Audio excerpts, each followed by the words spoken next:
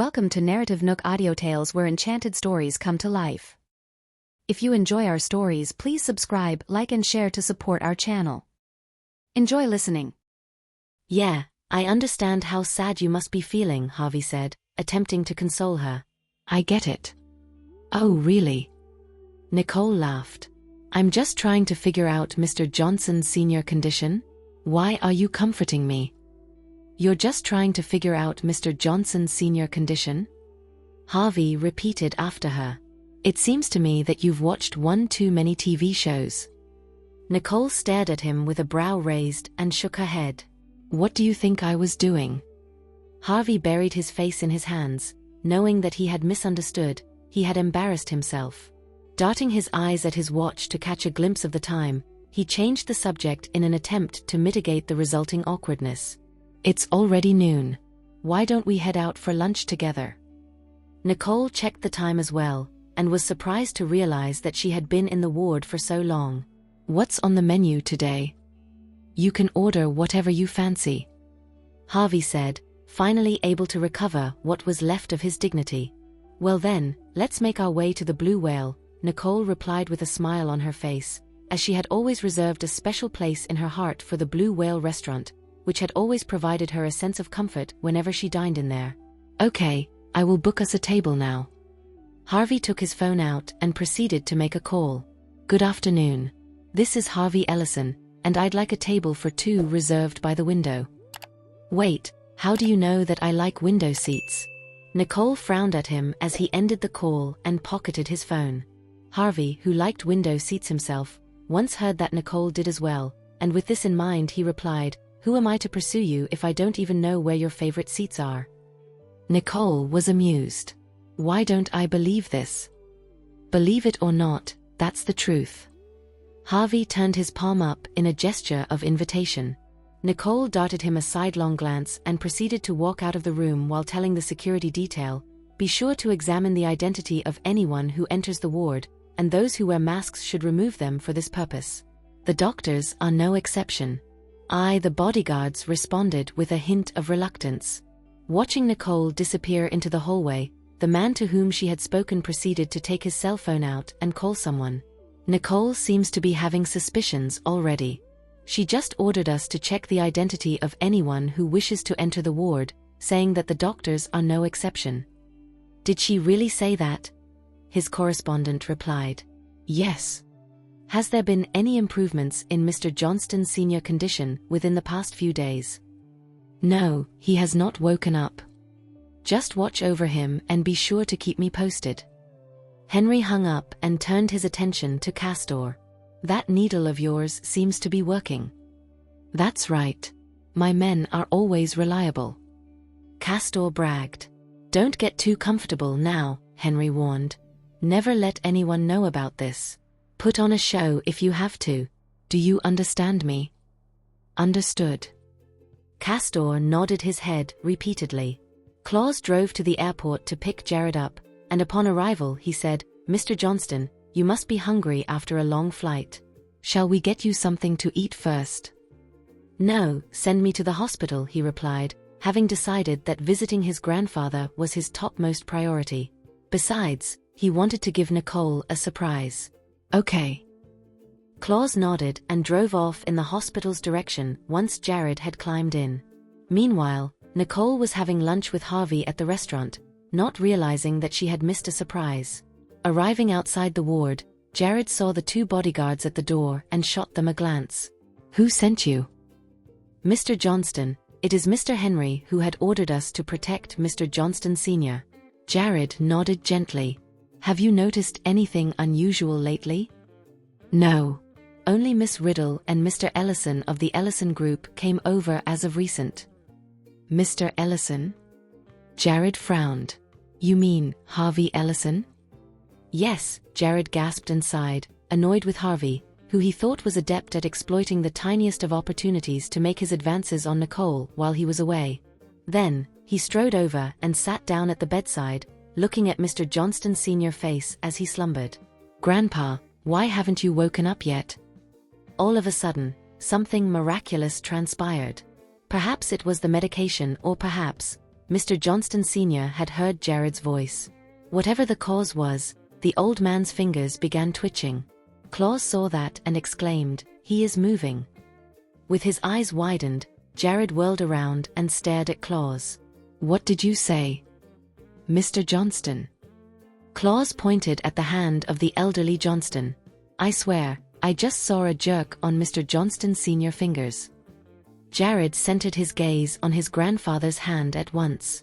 Then he held it up and called out, "Grandpa, if you can hear me, just move your fingers." After a long pause, Mr. Johnston Sr.'s fingers twitched again, and this time, Jared saw it for himself. "Grandpa, you can hear me, can't you?" Jared clutched his grandfather's hand in excitement as a smile crossed his face. "Claus, get the doctor here right away." Claus dashed out of the ward at an instant, and in less than a minute he reappeared, bringing a doctor and a nurse with him. "Mr. Johnston?" the doctor asked. "Doctor, I just saw a jerk on my grandpa's finger." Jared yelled. "Can you please check up on him?" The doctor smiled and nodded upon hearing the news, and proceeded to say, "This is a good sign, but don't get too excited just yet. Let me examine him right away." Nodding his head, Jared sat in silence as the doctor and the nurse approached his grandfather to proceed with the examination process.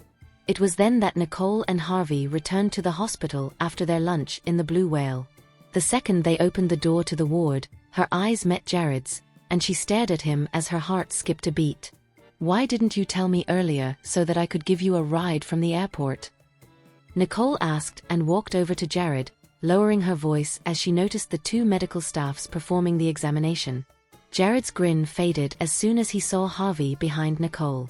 Looking at her, he asked, "So, you came here together?" Sensing Jared's displeasure, Nicole glanced over her shoulder and gave Harvey a nervous look before turning to Jared again. "He is visiting Mr. Johnston Sr., and I just happened to meet him at the door." Jared refused to utter a response forthcoming to her explanation. Instead, he fixed his eyes on Harvey's hands, expecting to see a bouquet of flowers or a gift of some sort. Harvey, who seemed to know what Jared was thinking, then said, "Oh no, I forgot I've brought the greens. They're still in the car. I'll head downstairs and get it." With Harvey out of the ward, Nicole changed the subject at once and asked the doctor, "Is the patient doing any better today?" The doctor nodded. "I have checked. The patient seems to be improving. Perhaps what Mr. Johnston saw was an indicator of what's to come." Nicole looked at Jared. "What did you see?" Jared smiled. "I just saw Grandpa's fingers move." "You saw your grandpa's fingers move?" Nicole repeated in shock. "Yes, and it wasn't just me." Jared glanced at Claus. "He saw it too. Did you?" Nicole looked at Claus with her eyes widened. She could not help but beat herself up deep within for missing such a significant moment, even though she had been tending to the elderly Johnston every day since he was hospitalized, while Jared and Claus, who had just arrived, had already witnessed it. However, she also knew that her medicine had worked.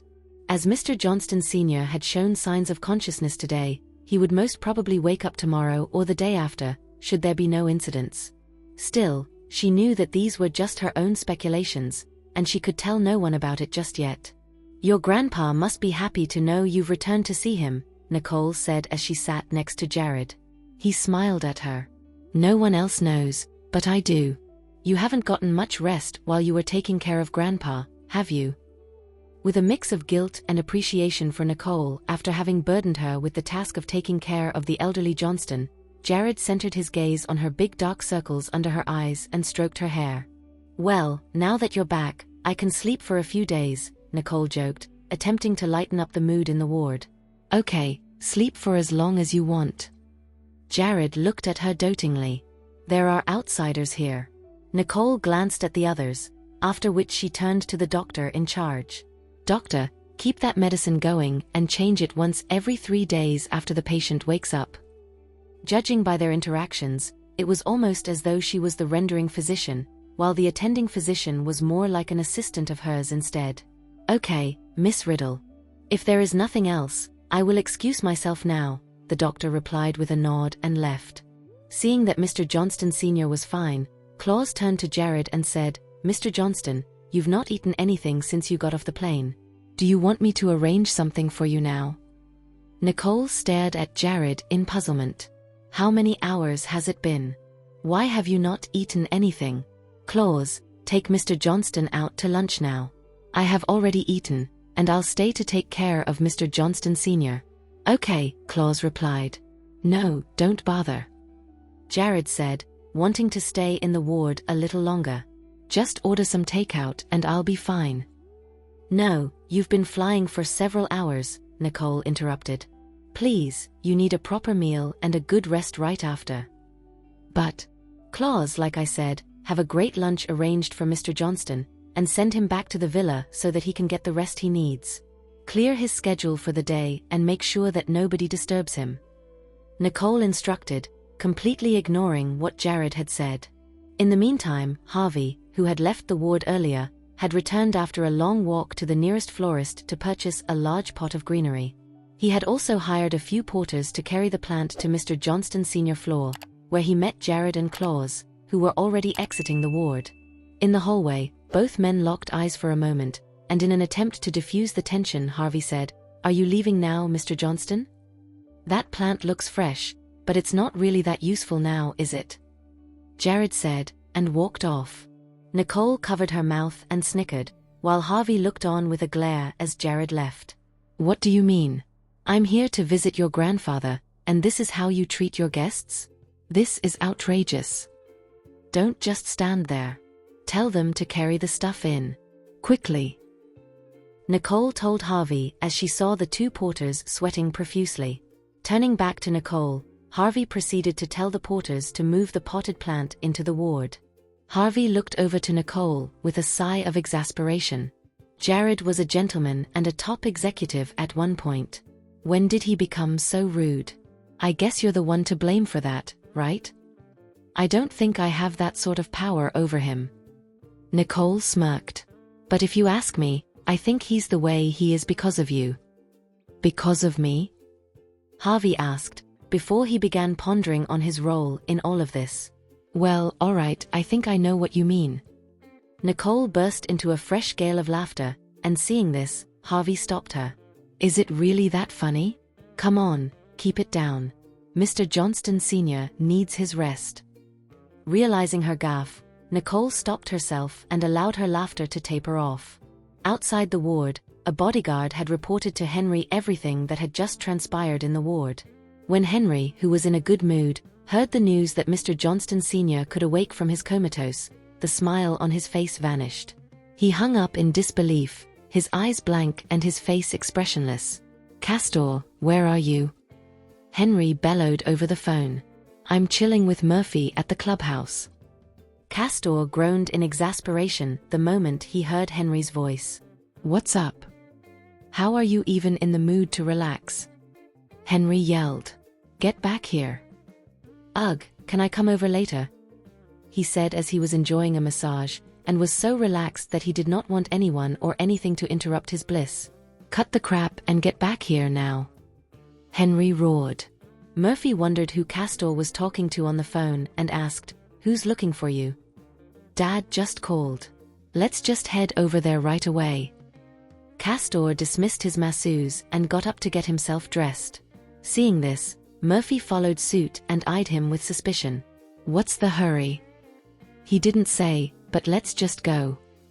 Castor rushed out of the clubhouse, not wishing to keep his father waiting as he was all too familiar with Henry's temper.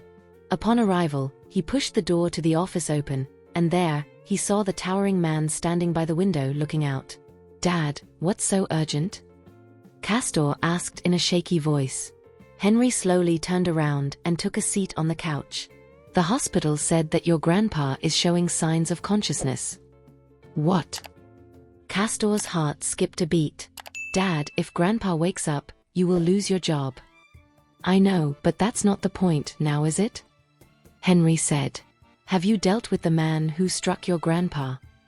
Henry's biggest concern was that Mr. Johnston Sr. and Jared would eventually discover the perpetrators behind the accident. Yes, we've sent him out of the country, Castor replied. He's clean out of here. Well, fair enough, Henry continued.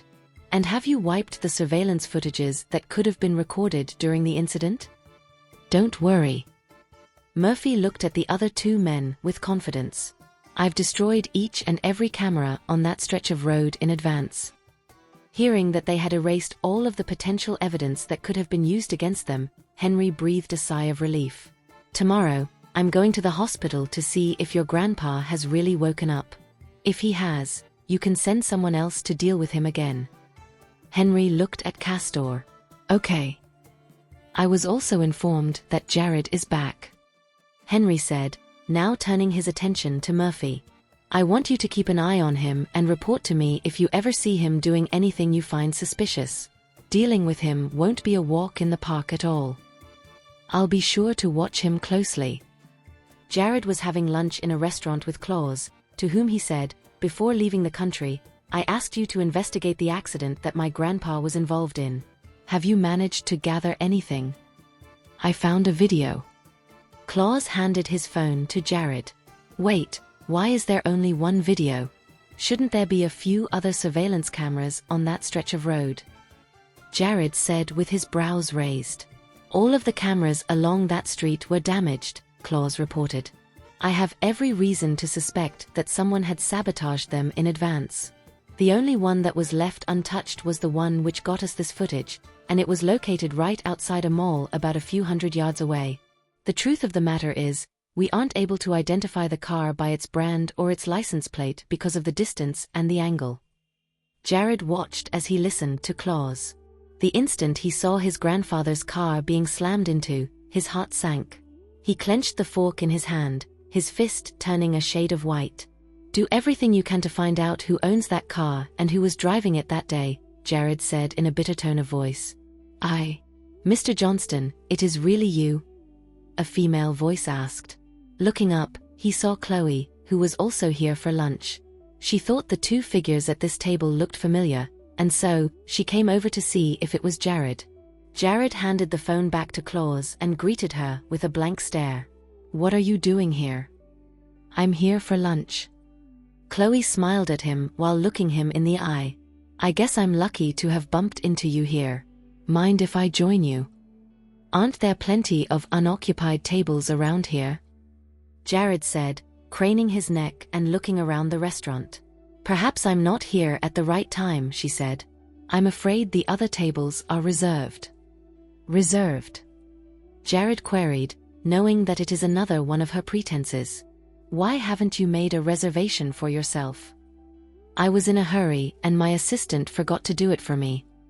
Well, sit down then, he relented. Chloe breathed a sigh of relief, elated that she had finally tricked Jared into giving her a seat beside him. It was the first time she had ever been in such close proximity to him.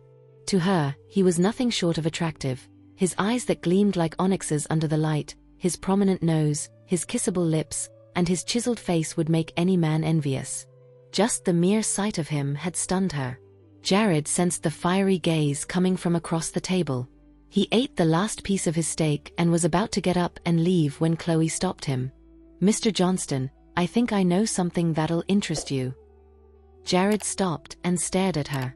As expected, Chloe did not avoid his gaze, so he figured that there is something that she must be privy to.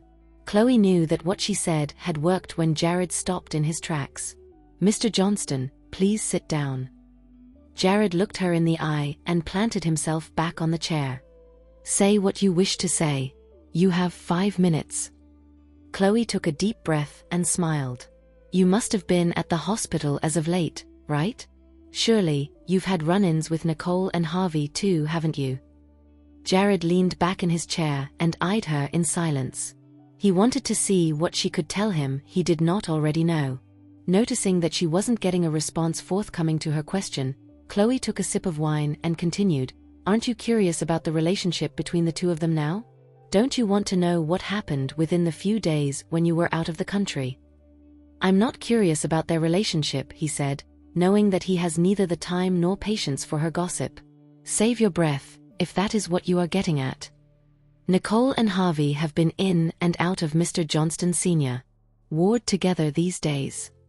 Chloe blurted out, somewhat anxiously, Don't you care about that? Jared narrowed his eyes. Just so you know, there is a price to pay for slander.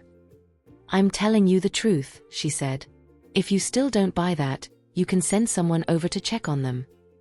Jared studied Chloe's demeanor and surmised that she did not seem to be lying, but he also knew that Nicole wasn't known for her veracity, and thus, he decided it would be better to investigate so as not to misunderstand Nicole. The steak here is wonderful. Jared rose up to his feet. Enjoy your meal. Chloe looked on with a smirk as Jared left the premises. She knew that her words had taken hold in Jared's heart. Harvey, you have me to thank for helping you. In the car, Jared began pondering if there was truth in her words. To avoid jumping to baseless conclusions, he decided it would be better to let Claus look into it. Claus, I want you to look into what Chloe has just said. Mr. Johnston, is it possible that Chloe is trying to sow discord among you and Miss Riddle? Don't worry about her, Jared replied. I wish to know everything that had happened in my absence. Okay. Claus drove Jared back to the villa and began his investigation as the latter had ordered. The very next day, Henry arrived at the hospital in the morning.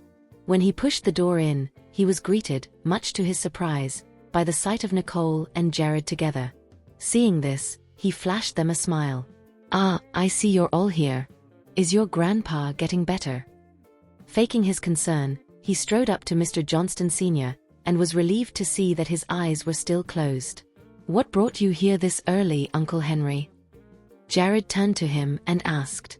Has the project abroad been completed? Henry sauntered over and took a seat on the couch. There are still some bits and pieces left to take care of. I've asked Max to stand in during my absence. Jared sat on the other side and began to study Henry from top to toe. I knew there was no one else in the company who could have handled that project except for you, Henry remarked with a false compliment. Soon after, the physician came in for one of his routine checkups, and Henry watched the doctor as he worked. Following the conclusion of the examination, he asked, Doctor, is my dad going to be okay? The doctor looked at Henry and said, Yes, he is expected to regain consciousness soon. Oh. An imperceptible fear flashed in Henry's eyes as they widened, but he masked it with a smile at once. That's wonderful. Henry reluctantly said, All right. You guys better stay here with your grandpa. I must excuse myself, as I still have a few things to take care of back in the company. In truth, Henry could no longer sit still as he had to return and plot his next set of moves. Uncle Henry, are the bodyguards outside the ward here under your orders? Jared looked at him. Yeah, I hired them to protect your grandpa. We've got no need for them anymore. Jared stated without even asking. You may dismiss them. How is that supposed to work? Henry protested. Who is going to protect your grandpa then? Henry was not too happy about the fact that Jared had asked him to withdraw his men as soon as he returned. He knew Jared was being cautious. I'll hire someone to protect Grandpa in their stead, Jared replied. You will be needing them more than he does. What does he mean by that? Is there something that he is aware of? Henry looked at Jared and thought to himself.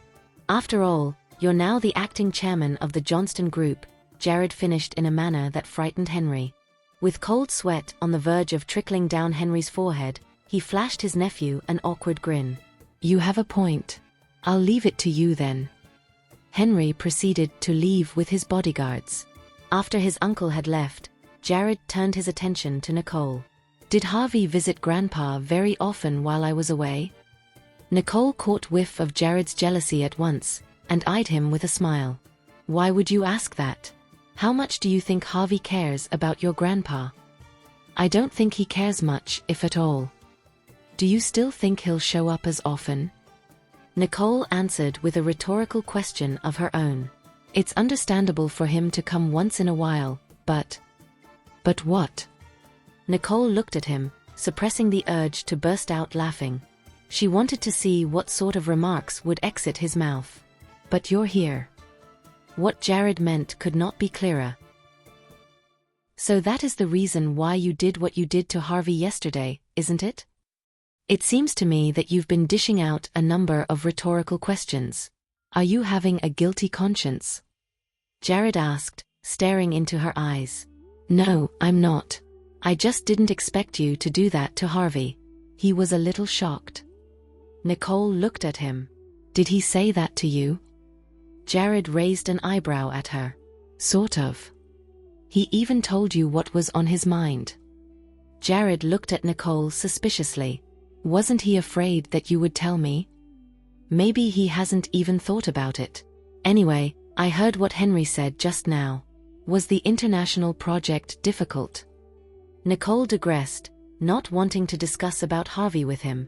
Jared could sense that Nicole did not wish to talk about Harvey. It was a piece of cake. If he didn't say that, he would have no reason to send me away. Nicole nodded, seeming to understand what Jared was saying. If that is what you mean, then what was his intention of sending you abroad? It can't be. A thought suddenly crossed her mind. She shook her head again in disbelief. No, it can't be. It can't be what? What's on your mind? Jared asked with a frown. Nothing. Nicole could not tell him, as she could not confirm her suspicions right now. Jared looked at her curiously. Have you been here with Grandpa all these while? Yeah, I came over every day to check on him. Jared stared at the surveillance camera and examined it to ensure that it was just a regular camera with no audio recording functions installed before he asked, so you must have come across something suspicious, right? Nicole followed his line of sight. Do you know? What is it? It seems that you don't then.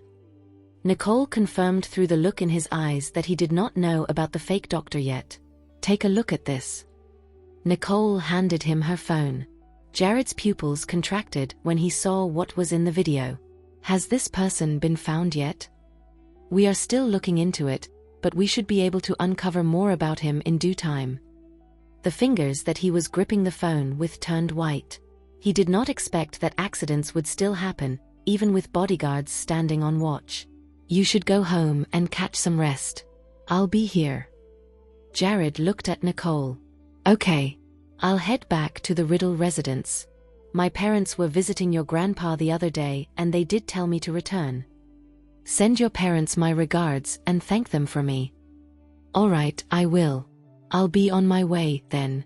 Nicole took one more look at Mr. Johnston Sr. before walking out of the ward. Upon entering the car, Nicole proceeded to phone Gloria.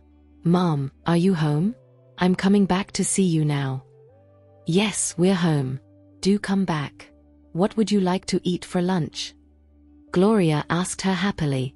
I'll leave that up to you, Nicole replied. I'll be there in a few minutes. Okay, take your time then. Yeah. The dazzling Lamborghini sped down the highway, and it did not take long for it to arrive at the residence of the Riddles. Mom, Dad, I'm home. Nicole walked in. Nicole, come on over. Samuel called out to her from the living room. Nicole followed his voice to the living room, where Samuel was watching a sci-fi show. I thought you've got something interesting going on. Apparently, you guys are just watching a movie. Come take a seat and watch it with us. It is one of the most popular movies as of late, Samuel said. Really? Nicole went over and sat down with Samuel and Spencer. All right, I'm sold. Nicole, how is Mr. Johnston Sr. doing? Daniel approached Nicole and asked. There are signs of improvement. That is good. Nicole, I've been meaning to ask. How did Mr. Johnston Sr. get himself into that accident? Does his family know? Daniel looked at Nicole curiously. Not yet. As far as I'm aware, the case is still under investigation, Nicole said. She did not tell Daniel what she knew.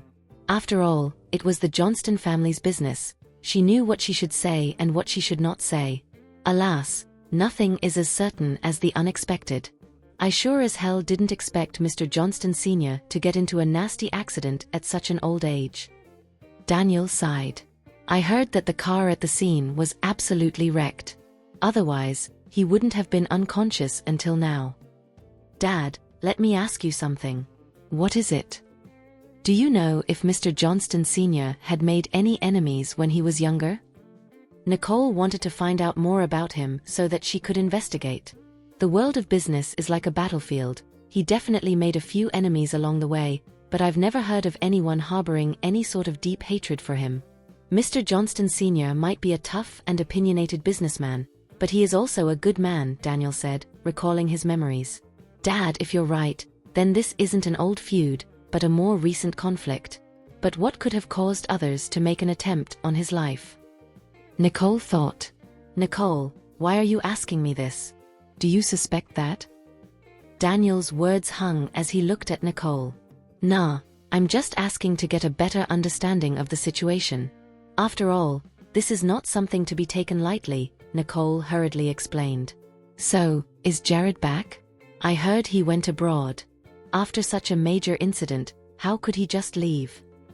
Daniel said, and as he did not understand the actual situation, there was a sense of reproach in his voice. Dad, I don't think you understand the situation. Actually, Jared didn't want to leave, it was the company's arrangement, and he was in no position to refuse. Nicole explained on behalf of Jared. Otherwise, this would affect her family's opinion of him when they meet him later. The company? I'm informed that Henry is now the interim chairman. He didn't arrange it, did he? Daniel asked, recalling the previous press release by the Johnston Group.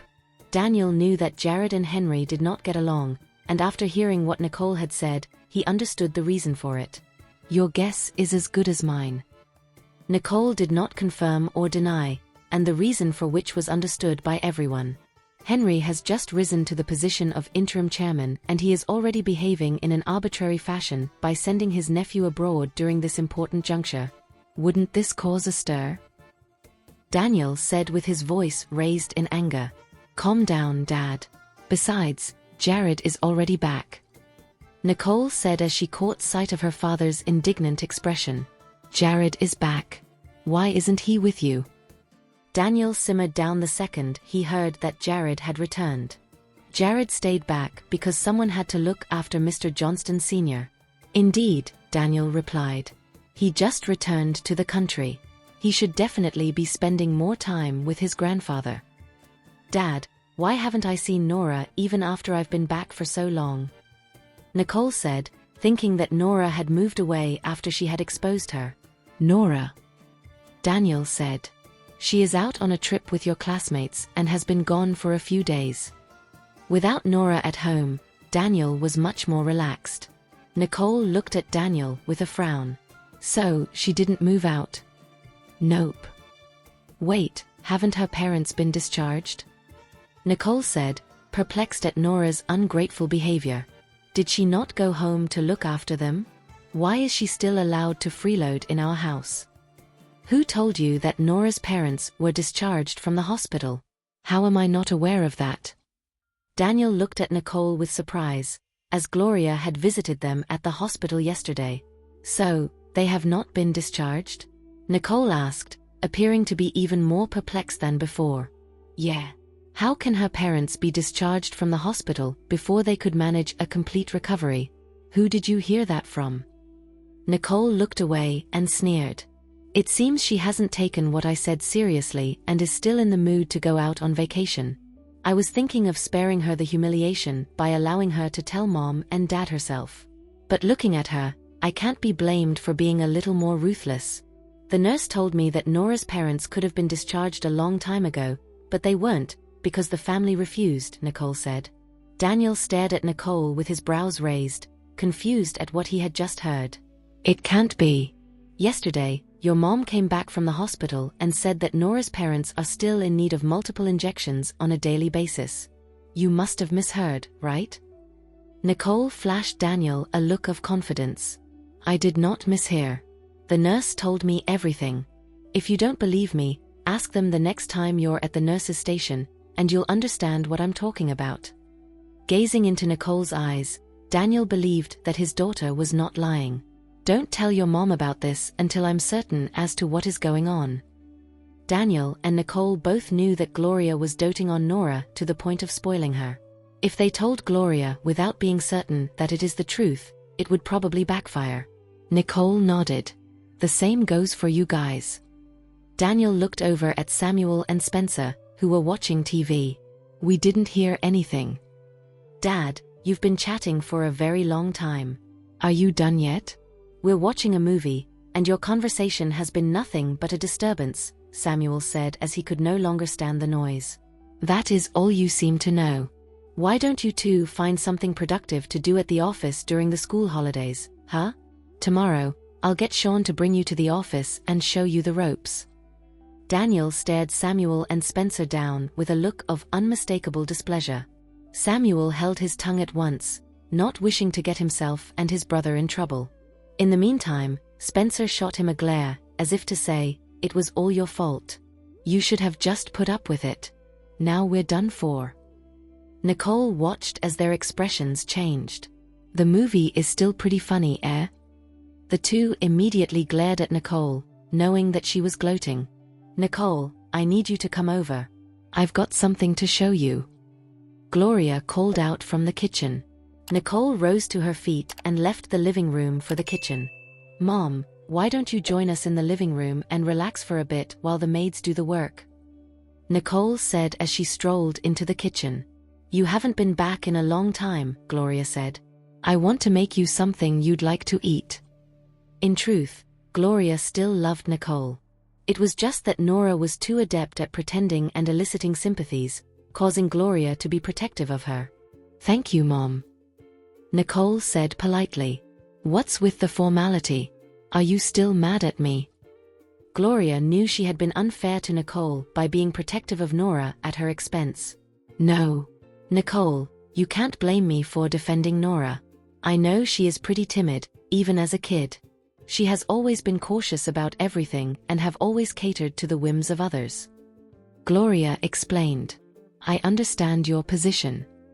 Nicole accompanied Gloria as she worked in the kitchen, and after a while, Nicole returned to the living room. "Are you guys done? Dinner's ready." At the table, Gloria looked at Nicole and asked, "Has Mr. Johnston Sr. woken up yet?" "Nope, not yet," she replied, having to answer the same question once again. "He hasn't?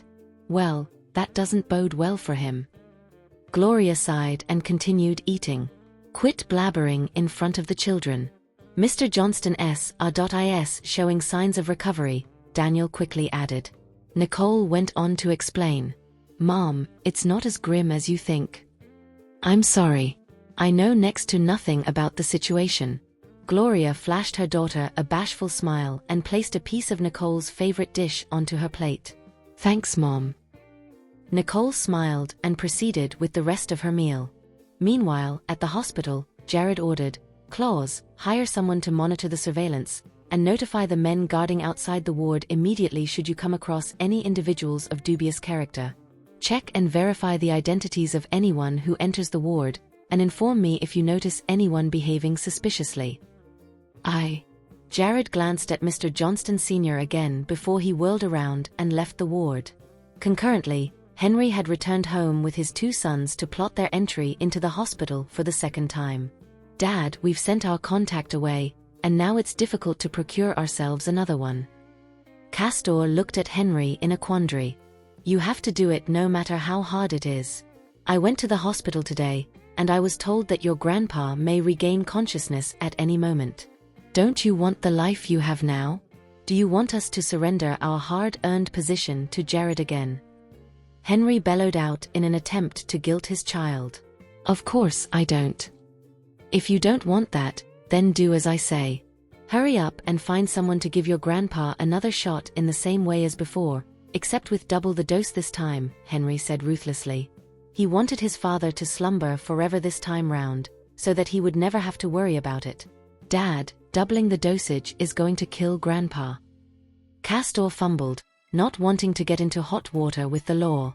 "What are you afraid of? It is not like we're the ones getting our hands dirty." "You'll need a heart of stone if you wish to maintain your position," Henry elucidated in an attempt to indoctrinate them. "Now, don't just stand here. Get on with it." Henry bellowed and shooed the both of them out of his office. "Castor, is it okay if we do this?" Murphy was a little scared. "Are we going to be busted for this?" "What the hell are you afraid of? Dad said everything will be fine, so let's just get it over with. Would you like to spend the rest of your life with Jared walking all over you?" Castor was angry at the mere thought of Jared. If he had not taken Henry's rightful place, he would not have been compelled to do anything to harm his grandfather. Now let's just go, Castor finished. Nicole had returned to the villa facing the sea when she received a message from Zeke. Found the man. He is hiding abroad. These are his information and coordinates. Well received. Thanks. Nicole perused the personal details of the individual. He was an erstwhile doctor, but somewhere down the line, a misdiagnosis that had cost a patient their life had resulted in his medical license being revoked, and he resorted to becoming a charlatan. Thank you for listening. If you have enjoyed this story, please like and share so others can see it too. Also hit the subscription button and notification bell so you can be notified on our next release. Thank you for your support. God bless you.